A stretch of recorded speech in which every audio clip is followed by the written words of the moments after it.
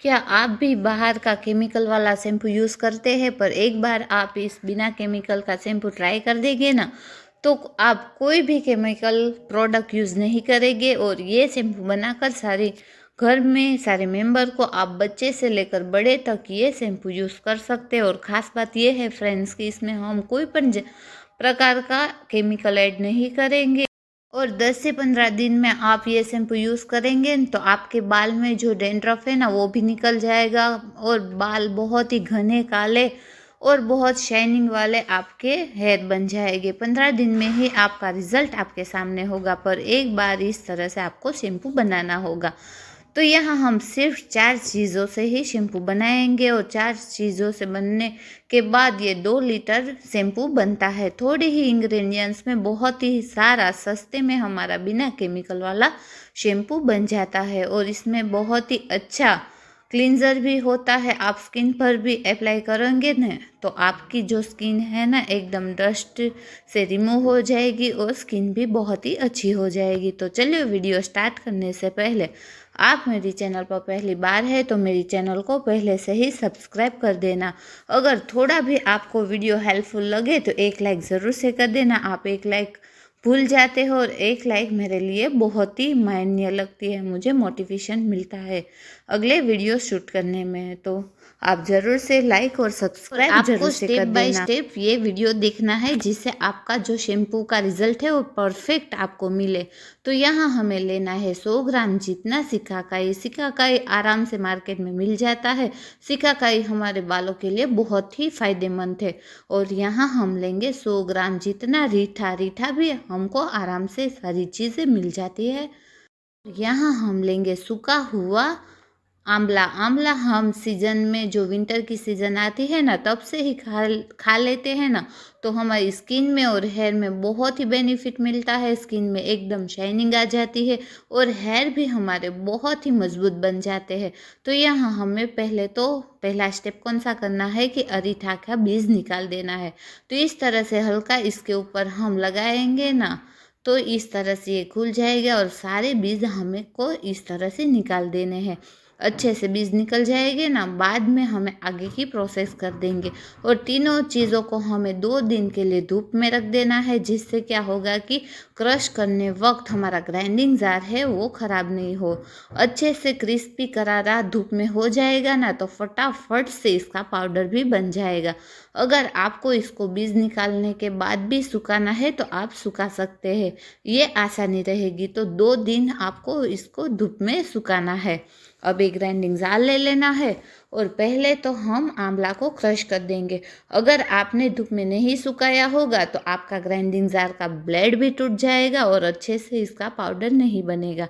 तो यहाँ हम सारी चीज़ों को पाउडर बना लेंगे, पर आप सोचते होंगे कि डायरेक्टली आप सिकाकाई, आंवला और अरीठा का पाउडर यूज़ करें तो, पर उसमें भी थोड़ा तो केमिकल आएगा ही। पर इस तरह से आप बनाएंगे ना तो हमको मन से संतोष रहेगा कि कोई भी चीज़ हमें केमिकल इसके अंदर नहीं डाला है, इसीलिए मैंने इस तरह से बनाया। आप चाहे तो पाउडर भी लाकर बना सकते हैं, पर कोई भी चीज़ मार्केट में हमें केमिकल के बिना नहीं मिलती है, इसीलिए आप इस तरह से ज़रूर से कर देना। तो यहाँ हमें सारी चीज़ों को अच्छे से क्रश कर दिया है। अब जो अरीठा है ना, अरीठा हमारा नेचुरल सोप का काम करता है। इसमें बहुत ही सारे झाग बनते हैं। आप चाहे तो क्वांटिटी ज़्यादा भी कर सकते हैं अरीठा की। मैंने यहाँ तीनों चीज़ को 100-100 ग्राम लिया है। आप चाहे तो अरीठा को 200 ग्राम में भी ले सकते हैं। इससे क्या होगा कि आपका बहुत ही हेयर ऑयल वाला होगा ना तो आसानी से निकल जाएगा, वरना इस तरह से भी आप बना लेंगे ना तो अच्छा ही बनेगा। पर अलग अलग तरीके से अरीठा आते हैं, तो आप 200 ग्राम भी इसके अंदर डाल सकते हैं। तो तीनों चीज़ों को अच्छी तरह से हमने पाउडर बना लिया है। अब बड़ा बर्तन लेंगे, उसमें हम 2 लीटर फिल्टर का पानी लेंगे। यहाँ आपको बात ध्यान रखनी है कि फिल्टर का पानी ही इस्तेमाल करना है।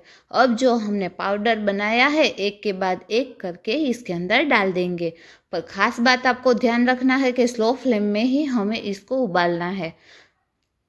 तो तीनों चीज़ों में इतना बेनिफिट है ना, तो हमारे बाल में बहुत ही फ़ायदेमंद रहेगा। और केमिकल के बिना हम डालेंगे तो हमारे बाल भी आज से आप स्टार्ट कर देंगे ना, तो आपका रिज़ल्ट आप देखेंगे और मुझे ज़रूर से कमेंट में बताना कि आपको ये रिज़ल्ट कैसा लगा है। और आगे मैंने आंवला का हेयर ऑयल भी बनाया है हेयर फॉल के लिए। हेयर फॉल हो या डैंड्रफ हो, तो आप हफ्ते में ही डैंड्रफ या हेयर फॉल को कम कर सकते हैं। तो इसको भी आप देख लेना, मैं एंड स्क्रीन में इसका वीडियो अपलोड कर दूंगी, वहां जाकर आप देख सकते हैं। और ख़ास बात यह है फ्रेंड्स कि आप कौन से सिटी में से मेरा वीडियो देख रहे हैं, कौन सी सिटी है, कौन सा आप एरिया में से देख रहे हैं, मुझे कमेंट करके ज़रूर से बताना।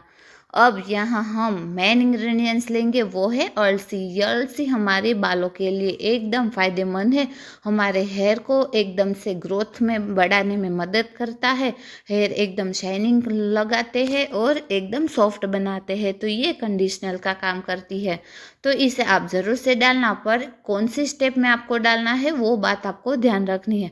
20 मिनट के लिए हमने जो पानी के अंदर पाउडर डाला है वो उबाल देना है, और 20 मिनट के बाद ही हमें अलसी का पाउडर डाल देना है।